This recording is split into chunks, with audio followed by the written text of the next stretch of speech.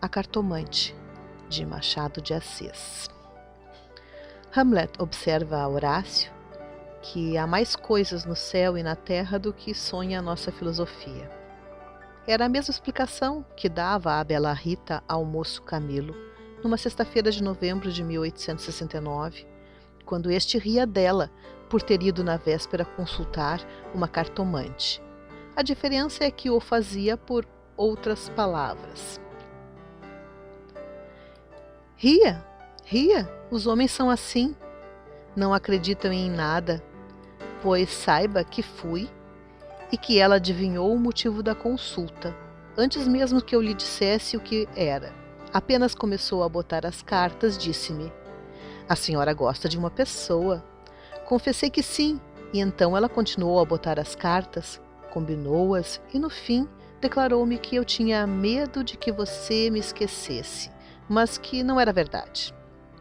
Errou, interrompeu Camilo rindo. Não diga isso. Camilo, se você soubesse como eu tenho andado por sua causa, você sabe, já lhe disse. Não ria de mim, não ria. Camilo pegou-lhe nas mãos e olhou para ela sério e fixo. Jurou que lhe queria muito, que os seus sustos pareciam de criança. Em todo caso, quando tivesse algum receio, a melhor cartomante era ele mesmo. Depois repreendeu-a. Disse-lhe que era imprudente andar por essas casas. Vilela podia sabê-lo e depois... Qual saber? Tive muita cautela ao entrar na casa. Onde é a casa? Aqui perto na rua da Guarda Velha. Não passava ninguém nessa ocasião. Descansa, eu não sou maluca. Camilo riu outra vez. Tu crês deveras nessas coisas? Perguntou-lhe. Foi então que ela, sem saber que traduzia Hamlet em vulgar, disse-lhe que havia muita coisa misteriosa e verdadeira neste mundo. Se ele não acreditava, paciência, mas o certo é que a cartomante adivinhara tudo.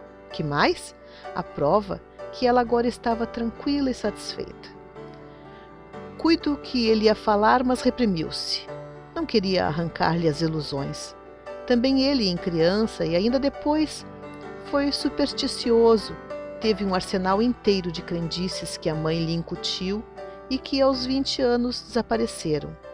No dia em que deixou cair toda essa vegetação parasita e ficou só o tronco da religião, ele, como tivesse recebido da mãe ambos os ensinos, envolveu-os na mesma dúvida e logo depois em uma só negação total. Camilo não acreditava em nada. Por quê? Não poderia dizê-lo, não possuía um só argumento, limitava-se a negar tudo. E digo mal, porque negar é ainda afirmar, e ele não formulava a incredulidade. Diante do mistério, contentou-se em levantar os ombros e foi andando. Separaram-se contentes, ele ainda mais que ela. Rita estava certa de ser amada. Camilo não só estava, mas via-a estremecer e arriscar-se por ele, correr às cartomantes, e por mais que a repreendesse, não podia deixar de sentir-se lisonjeado. A casa do encontro era na antiga Rua dos Barbonos, onde morava uma comprovinciana de Rita. Esta desceu pela Rua das Mangueiras, na direção de Botafogo, onde residia. Camilo desceu pela da Guarda Velha, olhando de passagem para a casa da cartomante. Vilela, Camilo e Rita, 3 nomes, uma aventura e nenhuma explicação das origens. Vamos a ela. Os 2 primeiros eram amigos de infância. Vilela seguiu a carreira de magistrado. Camilo entrou no funcionalismo contra a vontade do pai, que queria vê-lo médico, mas o pai morreu e Camilo preferiu não ser nada até que a mãe lhe arranjou um emprego público. No princípio de 1869, voltou Vilela da província onde casara com uma dama formosa e tonta, abandonou a magistratura e veio abrir banca de advogado. Camilo arranjou-lhe casa para os lados de Botafogo e foi a bordo recebê-lo. "É o senhor?" exclamou Rita, estendendo-lhe a mão. "Não imagina como meu marido é seu amigo. Falava sempre do senhor." Camilo e Vilela olharam-se com ternura. Eram amigos deveras. Depois Camilo confessou de si para si que a mulher do Vilela não desmentia as cartas do marido. Realmente era graciosa e viva nos gestos, olhos cálidos, boca fina e interrogativa. Era um pouco mais velha que ambos, contava 30 anos. Vilela 29 e Camilo 26. Entretanto, o porte grave de Vilela fazia-o parecer mais velho que a mulher, enquanto Camilo era um ingênuo na vida moral e prática. Faltava-lhe tanto a ação do tempo como os óculos de cristal que a natureza põe no berço de alguns para adiantar os anos. Nem experiência, nem intuição. Uniram-se os três. Convivência trouxe intimidade. Pouco depois morreu a mãe de Camilo, e nesse desastre que o foi, os dois mostraram-se grandes amigos dele. Vilela cuidou do enterro, dos sufrágios e do inventário. Rita tratou especialmente do coração, e ninguém o faria melhor. Como daí chegaram ao amor, não o soube ele nunca. A verdade é que gostava de passar as horas ao lado dela, era a sua enfermeira moral, quase uma irmã, mas principalmente era mulher e bonita, odor de feminina. Eis o que ele aspirava nela, e em volta dela, para incorporá-lo em si próprio. Liam os mesmos livros, iam juntos a teatros e passeios. Camilo ensinou-lhe as damas e o xadrez e jogavam às noites. Ela mal, ele, para lhe ser agradável, pouco menos mal. Até aí as coisas. Agora a ação da esposa, os olhos teimosos de Rita, que procuravam muita vez os dele, que os consultavam antes de o fazer ao marido, as mãos frias, as atitudes insólitas. Um dia, fazendo ele anos, recebeu de Vilela uma rica bengala de presente e de Rita apenas um cartão com um vulgar cumprimento a lápis, e foi então que ele pôde ler no próprio coração, não conseguia arrancar os olhos do bilhetinho. Palavras vulgares, mas há vulgaridades sublimes ou pelo menos deleitosas. A velha caleça de praça, em que pela primeira vez passeaste com a mulher amada, fechadinhos ambos, vale o carro de Apolo. Assim é o homem, assim são as coisas que o cercam. Camilo quis sinceramente fugir, mas já não pôde. Rita, como uma serpente, foi-se cercando dele, envolvendo-o todo, fez-lhe estalar os ossos num espasmo e pingou-lhe o veneno na boca. Ele ficou atordoado e subjugado. Vexame, sustos, remorsos, desejos, tudo sentiu de mistura, mas a batalha foi curta e a vitória delirante. Adeus escrúpulos. Não tardou que o sapato se acomodasse ao pé, e aí foram ambos estrada fora, braços dados, pisando folgadamente por cima de ervas e pedregulhos, sem padecer nada mais que algumas saudades quando estavam ausentes um do outro. A confiança e estima de Vilela continuavam a ser as mesmas. Um dia, porém, recebeu Camilo uma carta anônima que lhe chamava imoral e pérfido e dizia que a aventura era sabida de todos. Camilo teve medo e, para desviar as suspeitas, começou a rarear as visitas à casa de Vilela. Este notou-lhe as ausências. Camilo respondeu que o motivo era uma paixão frívola de rapaz. Candura gerou astúcia. As ausências prolongaram-se e as visitas cessaram inteiramente. Pode ser que entrasse também nisso um pouco de amor próprio, uma intenção de diminuir os obséquios do marido para tornar menos dura a aleivosia do ato. Foi por esse tempo que Rita, desconfiada e medrosa, correu à cartomante para consultá-la sobre a verdadeira causa do procedimento de Camilo. Vimos que a cartomante restituiu-lhe a confiança e que o rapaz repreendeu-a por ter feito o que fez. Correram ainda algumas semanas. Camilo recebeu mais 2 ou 3 cartas anônimas, tão apaixonadas que não podiam ser advertência da virtude, mas despeito de algum pretendente. Tal foi a opinião de Rita, que, por outras palavras mal compostas, formulou este pensamento: a virtude é preguiçosa e avara, não gasta tempo nem papel. Só o interesse é ativo e pródigo. Nem por isso Camilo ficou mais sossegado, temia que o anônimo fosse ter com Vilela e a catástrofe viria então sem remédio. Rita concordou que era possível. Bem, disse ela, eu levo os sobrescritos para comparar a letra com as das cartas que lá aparecerem. Se alguma for igual, guardo-a e rasgo-a. Nenhuma apareceu, mas daí a algum tempo Vilela começou a mostrar-se sombrio, falando pouco, como desconfiado. Rita deu-se pressa em dizê-lo ao outro e sobre isso deliberaram. A opinião dela é que Camilo devia tornar a casa deles, tatear o marido e pode ser até que lhe ouvisse a confidência de algum negócio particular. Camilo divergia. Aparecer depois de tantos meses era confirmar a suspeita ou denúncia. Mais valia acautelarem-se, sacrificando-se por algumas semanas. Combinaram os meios de se corresponderem em caso de necessidade e separaram-se com lágrimas. No dia seguinte, estando na repartição, recebeu Camilo este bilhete de Vilela. Vem já, à nossa casa. Preciso falar-te sem demora. Era mais de meio-dia. Camilo saiu logo. Na rua advertiu que teria sido mais natural chamá-lo ao escritório. Por que em casa? Tudo indicava matéria especial e a letra, fosse realidade ou ilusão, afigurou-se-lhe trêmula. Ele combinou todas essas coisas com a notícia da véspera. Vem já, à nossa casa.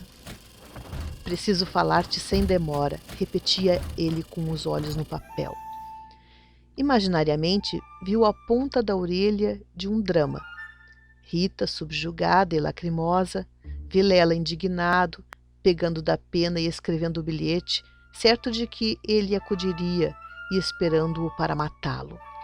Camilo estremeceu, tinha medo, depois sorriu amarelo e, em todo caso, repugnava-lhe a ideia de recuar e foi andando. De caminho, lembrou-se de ir à casa, podia achar algum recado de Rita que lhe explicasse tudo. Não achou nada, nem ninguém. Voltou à rua e a ideia de estarem descobertos parecia-lhe cada vez mais verossímil. Era natural uma denúncia anônima, até da própria pessoa que o ameaçara antes. Podia ser que Vilela conhecesse agora tudo. A mesma suspensão das suas visitas sem motivo aparente, apenas com um pretexto fútil, viria confirmar o resto. Camilo ia andando inquieto e nervoso. Não relia o bilhete, mas as palavras estavam decoradas diante dos olhos fixas, ou então, o que era ainda pior, eram-lhe murmuradas ao ouvido com a própria voz de Vilela. Vem já à nossa casa, preciso falar-te sem demora. Ditas assim, pela voz do outro, tinham um tom de mistério e ameaça. Vem já, para quê? Era perto de 1h da tarde. A comoção crescia de minuto a minuto.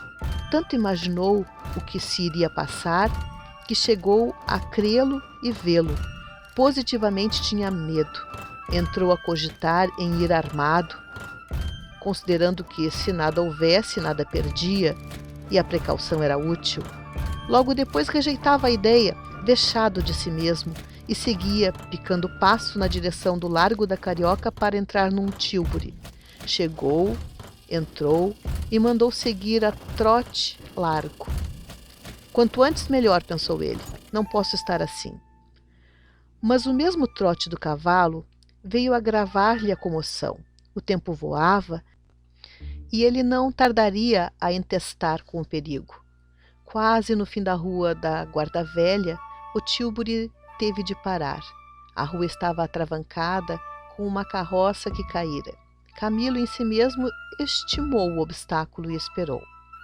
No fim de 5 minutos, reparou que ao lado, à esquerda, ao pé do tílburi, ficava a casa da cartomante, a quem Rita consultara uma vez e nunca ele desejou tanto crer na lição das cartas. Olhou, viu as janelas fechadas, quando todas as outras estavam abertas e pejadas de curiosos do incidente da rua. Dir-se-ia a morada do indiferente destino. Camilo reclinou-se no tílburi para não ver nada. A agitação dele era grande, extraordinária, e do fundo das camadas morais emergiam alguns fantasmas de outro tempo. As velhas crenças, as superstições antigas. O cocheiro propôs-lhe voltar à primeira travessa e ir por outro caminho. Ele respondeu que não, que esperasse, e inclinava-se para fitar a casa. Depois fez um gesto incrédulo. Era a ideia de ouvir a cartomante que lhe passava ao longe, muito longe, com vastas asas cinzentas. Desapareceu, reapareceu e tornou a esvair-se no cérebro. Mas daí a pouco moveu outra vez as asas mais perto, fazendo uns giros concêntricos. Na rua, gritavam os homens safando a carroça. Anda, agora, empurra, vá, vá. Daí a pouco estaria removido o obstáculo. Camilo fechava os olhos, pensava em outras coisas, mas a voz do marido sussurrava-lhe a orelhas as palavras da carta. Deem já, já. E ele via as contorções do drama e tremia. A casa olhava para ele. As pernas queriam descer e entrar. Camilo achou-se diante de um longo véu opaco. Pensou rapidamente no inexplicável de tantas coisas. A voz da mãe repetia-lhe uma porção de casos extraordinários. E a mesma frase do príncipe de Dinamarca reboava ali dentro. Há mais coisas no céu e na terra do que sonha a filosofia. Que perdia ele se... Deu por si na calçada, ao pé da porta. Disse ao cocheiro que esperasse e rápido enfiou pelo corredor e subiu a escada. A luz era pouca, os degraus comidos dos pés, o corrimão pegajoso, mas ele não viu nem sentiu nada. Trepou e bateu. Não aparecendo ninguém, teve ideia de descer, mas era tarde. A curiosidade fustigava-lhe o sangue, as fontes latejavam-lhe. Ele tornou a bater 1, 2, 3 pancadas. Veio uma mulher, era a cartomante. Camilo disse que ia consultá-la. Ela fê-lo entrar. Dali subiram ao sótão por uma escada ainda pior que a primeira e mais escura. Em cima havia uma salinha mal alumiada por uma janela que dava para o telhado. Velhos trastes, paredes sombrias, um ar de pobreza que antes aumentava do que destruía o prestígio. A cartomante fê-lo sentar diante da mesa e sentou-se do lado oposto com as costas para a janela, de maneira que a pouca luz de fora batia em cheio no rosto de Camilo. Abriu uma gaveta e tirou um baralho de cartas compridas e enxovalhadas. Enquanto as baralhava, rapidamente olhava para ele, não de rosto, mas por baixo dos olhos. Era uma mulher de 40 anos, italiana, morena e magra, com grandes olhos sonsos e agudos. Voltou 3 cartas sobre a mesa e disse-lhe: Vejamos primeiro o que é que o traz aqui. O senhor tem um grande susto. Camilo, maravilhado, fez um gesto afirmativo. E quer saber, continuou ela, se lhe acontecerá alguma coisa ou não. A mim e a ela, explicou vivamente ele. A cartomante não sorriu. Disse-lhe só que esperasse. Rápido pegou outra vez das cartas e baralhou-as, com os longos dedos finos, de unhas descuradas. Baralhou-as bem, transpôs os maços 1, 2, 3 vezes. Depois começou a estendê-las. Camilo tinha os olhos nela, curioso e ansioso. As cartas dizem-me... Camilo inclinou-se para beber uma a uma as palavras. Então ela declarou-lhe que não tivesse medo de nada. Nada aconteceria nem a um nem a outro. Ele, o terceiro, ignorava tudo. Não obstante, era indispensável muita cautela. Ferviam invejas e despeitos. Falou-lhe do amor que os ligava, da beleza de Rita. Camilo estava deslumbrado. A cartomante acabou, recolheu as cartas e fechou-as na gaveta. A senhora restituiu-me a paz ao espírito, disse ele, estendendo a mão por cima da mesa e apertando a da cartomante. Esta levantou-se rindo. Vá, disse ela, vá, ragazzo innamorato. E de pé, com o dedo indicador, tocou-lhe na testa. Camilo estremeceu como se fosse a mão da própria Sibila e levantou-se também. A cartomante foi à cômoda, sobre a qual estava um prato com passas, tirou um cacho destas, começou a despencá-las e comê-las, mostrando 2 fileiras de dentes que desmentiam as unhas. Nessa mesma ação comum, a mulher tinha um ar particular. Camilo, ansioso por sair, não sabia como pagasse, ignorava o preço. Passas custam dinheiro, disse ele afinal, tirando a carteira. Quantas quer mandar buscar? Pergunte ao seu coração, respondeu ela. Camilo tirou uma nota de 10.000 réis e deu-lhe. Os olhos da cartomante fuzilaram. O preço usual era 2.000 réis. Vejo bem que o senhor gosta muito dela. E faz bem, ela gosta muito do senhor. Vá tranquilo. Olha a escada, é escura. Põe o chapéu. A cartomante tinha já guardado a nota na algibeira e descia com ele, falando com um leve sotaque. Camilo despediu-se dela embaixo e desceu a escada que levava à rua, enquanto a cartomante, alegre com a paga, tornava acima, cantarolando uma barcarola. Camilo achou o tílburi esperando. A rua estava livre. Entrou e seguiu a trote largo. Tudo lhe parecia agora melhor. As outras coisas traziam outro aspecto. O céu estava límpido e as caras joviais. Chegou a rir dos seus receios, que chamou pueris. Recordou os termos da carta de Vilela e reconheceu que eram íntimos e familiares. Onde é que ele lhe descobrira a ameaça? Advertiu também que eram urgentes e que fizera mal em demorar-se tanto. Podia ser algum negócio grave e gravíssimo. Vamos depressa, repetia ele ao cocheiro. E consigo, para explicar a demora ao amigo, engenhou qualquer coisa. Parece que formou também o plano de aproveitar o incidente para tornar a antiga assiduidade. De volta com os planos, reboavam-lhe na alma as palavras da cartomante. Em verdade, ela adivinhara o objeto da consulta, o estado dele, a existência de um terceiro. Por que não adivinharia o resto? O presente que se ignora vale o futuro. Era assim, lentas e contínuas, que as velhas crenças do rapaz iam tornando ao de cima, e o mistério empolgava-o com as unhas de ferro.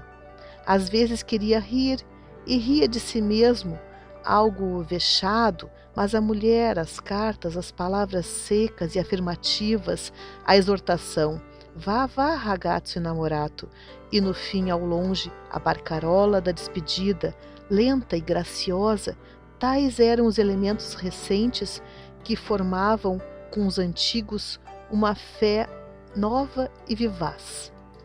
A verdade é que o coração ia alegre e impaciente, pensando nas horas felizes de outrora e nas que haviam de vir. Ao passar pela glória, Camilo olhou para o mar, estendeu os olhos para fora, até onde a água e o céu dão um abraço infinito, e teve assim uma sensação do futuro, longo, interminável. Daí a pouco chegou à casa de Vilela. Apeou-se, empurrou a porta de ferro do jardim e entrou. A casa estava silenciosa. Subiu os 6 degraus de pedra e mal teve tempo de bater, a porta abriu-se e apareceu-lhe Vilela. Desculpa, não pude vir mais cedo, que há? Vilela não lhe respondeu. Tinha as feições decompostas. Fez-lhe sinal e foram para uma saleta interior. Entrando, Camilo não pôde sufocar um grito de terror. Ao fundo, sobre o canapé, estava Rita, morta e ensanguentada. Vilela pegou-o pela gola e, com 2 tiros de revólver, estirou-o morto no chão.